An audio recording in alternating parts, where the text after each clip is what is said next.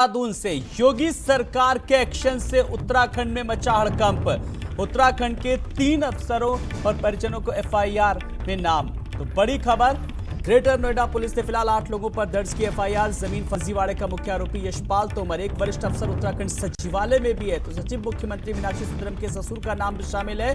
प्रभारी सचिव बीके संत के पिता का नाम, डीआईजी राजीव स्वरूप की मां सरस्वती देवी का भी नाम है। तो एफआईआर के बाद उत्तराखंड की नौकरशाही में बड़ा भूचाल आ गया है। बड़ी खबर, योगी सरकार का एक्शन और उत्तराखंड में खलबली मची।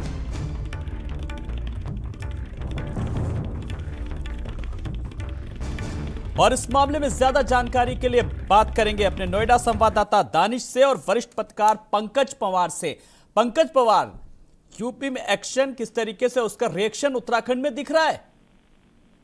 बिल्कुल आलोक जी, एक सबसे बड़ी बात यह है कि उत्तराखंड में किस तरीके से आईएएस और भू माफियाओं और माफियाओं के बीच गठजोड़ चल रहा है वो इन तमाम चीजों से साफ हो जाता है।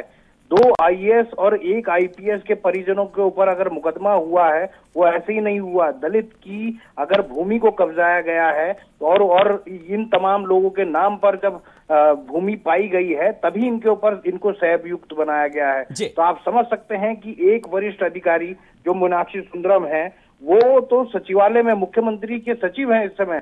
तो ऐसे में आप समझ सकते हैं उनके अगर ससुर के ऊपर मुकदमा दर्ज हुआ है, इसके अलावा प्रभारी सचिव बीके संत के पिता के ऊपर मुकदमा दर्ज हुआ और ये बीके संत के पिता जो हैं वो हरिद्वार में डीएम भी रह चुके हैं। और इसके साथ साथ डीआईजी राजीव स्वरूप है, उनकी मां के ऊपर भी जो सरस्वती देवी है उनके ऊपर भी मुकदमा दर्ज हुआ है। तो ये तमाम लोग जो है सह अभियुक्त बनाए गए हैं। आलोक जी, आप समझ सकते हैं कि उत्तराखंड की राजनीति में और उत्तराखंड की नौकरशाही में किस तरीके से आईएएस, आईपीएस और माफियाओं का एक गठजोड़ है, जिसकी वजह से यशपाल तोमर जैसे जो तमाम माफिया हैं, गैंगस्टर हैं, वो उत्तराखंड में फल फूल रहे हैं। आपको मैं बता दूं आलोक जी, सबसे पहले उत्तराखंड से ही आरोप जो यशपाल तोमर हैं इनके ऊपर मुकदमा दर्ज शुरू हुआ, इनके ऊपर कार्रवाई शुरू हुई। उसके बाद यूपी की तरफ को इनके ऊपर कार्रवाइयां होनी शुरू हुई। आप समझ सकते हैं कि किस तरीके की स्थिति है।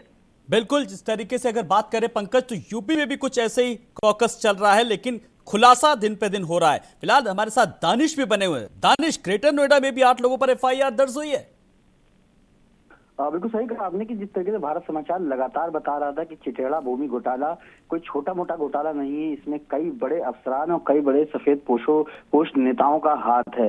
जब हमने कल ये खबर ब्रेक करी थी तो उसमें साफ तौर से दिखाया और बताया था कि हाँ 9 लोगों, यशपाल तोमर समेत 9 लोगों पर एफआईआर दर्ज हुई है। और अब जो उन नामों का खुलासा हो रहा है वो कहीं ना कहीं अपने आप में चौंकाने वाले हैं, क्योंकि जिस तरीके से शुरुआती दौर से ही बताया जा रहा था कि हाँ ब्यूरोक्रेसी इसमें इन्वॉल्व है, तो अब ये साफ भी हो चुका है। उत्तराखंड के जिस तरीके से ये 3 नौकरशाह शाहों का नाम आया है कि उनके रिश्तेदारों के नाम पर बाकायदा जमीनें खरीदी गई हैं, बाकायदा नामजद एफआईआर दादरी थाने के अंदर दर्ज हुई है। क्योंकि चिटेड़ा गांव में जिस तरीके से 137 बीघा जमीन सील की थी मेरठ पुलिस ने, और उसके बाद से दादरी में खुद लेखपाल ने वहां पर मुकदमा दर्ज कराया था। क्योंकि लगातार जब उत्तराखंड पुलिस ने गिरफ्तारी करी थी यशपाल तोमर की, तो उत्तर प्रदेश सरकार इसकी जांच करा रही थी और जांच के अंदर अब सारे नाम निकल के आ रहे हैं। तो जो लेखपाल उस वक्त मौजूद था उसके खिलाफ जो है शीतला प्रसाद, उसके खिलाफ पहले ही कार्रवाई हो चुकी थी। और जो ये एफआईआर दर्ज हुई है उसके अंदर बाकायदा यशपाल तोमर की जो मदद करने वाले लोग हैं या फिर जो जमीनें खरीदी गई हैं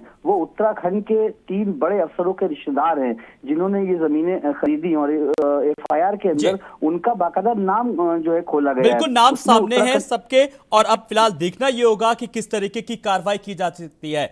दानिश, बहुत बहुत शुक्रिया आपका भी, और पंकज पवार आपका भी।